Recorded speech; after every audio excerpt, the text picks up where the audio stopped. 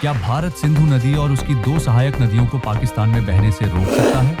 भारत ने मंगलवार को जम्मू कश्मीर के पहलगाम में हुए चरमपंथी हमले के बाद 6 नदियों के जल बंटवारे से संबंधित सिंधु जल संधि को निलंबित कर दिया है। उसके बाद ये सवाल कई लोगों के मन में है। 1960 में हुई सिंधु जल संधि 2 युद्धों के बाद भी कायम है। इसे सीमा पार जल प्रबंधन के एक उदाहरण के रूप में देखा गया। ये रोक भारत के पाकिस्तान के खिलाफ उठाए गए कई कदमों में से एक है। भारत ने पाकिस्तान पर चरमपंथ को समर्थन देने का आरोप लगाते हुए ये कदम उठाए हैं। हालांकि पाकिस्तान ने ऐसे आरोप का साफ तौर पर खंडन किया है। पाकिस्तान ने भारत के खिलाफ जवाबी कार्रवाई भी की है। पाकिस्तान ने कहा है कि पानी रोकने को युद्ध की कार्रवाई के रूप में देखा जाएगा।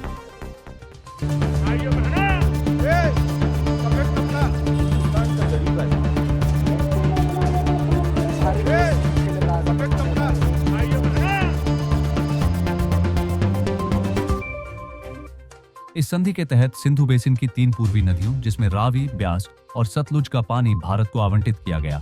वहीं 3 पश्चिमी नदियों सिंधु, झेलम और चिनाब का 80% हिस्सा पाकिस्तान को आवंटित किया गया। क्या भारत पानी रोक पाएगा?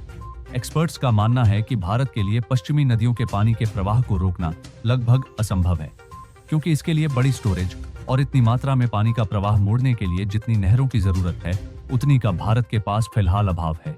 भारतीय एक्सपर्ट्स का कहना है कि बुनियादी ढांचे की कमी के कारण भारत संधि के तहत मिलने वाले झेलम, चिनाब और सिंधु नदी के 20% हिस्से का इस्तेमाल भी नहीं कर पा रहा है।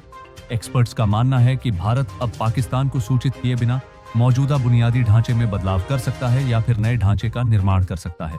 इससे ज्यादा पानी को रोका जा सकता है या फिर उसका रास्ता बदला जा सकता है। क्या पानी को हथियार बनाया जा सकता है? एक्सपर्ट्स का कहना है कि अगर भारत मौजूदा ढांचे के साथ पानी के बहाव पर कंट्रोल करता है तो पाकिस्तान में गर्मी के मौसम के दौरान इसका असर देखने को मिल सकता है।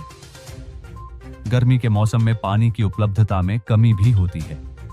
टफ्ट्स यूनिवर्सिटी में अर्बन एनवायरमेंटल पॉलिसी और एनवायरमेंटल स्टडी के assistant professor Hasan F Khan ने डॉन न्यूज़पेपर में लिखा, गर्मी के मौसम में क्या होगा वो चिंता का विषय है।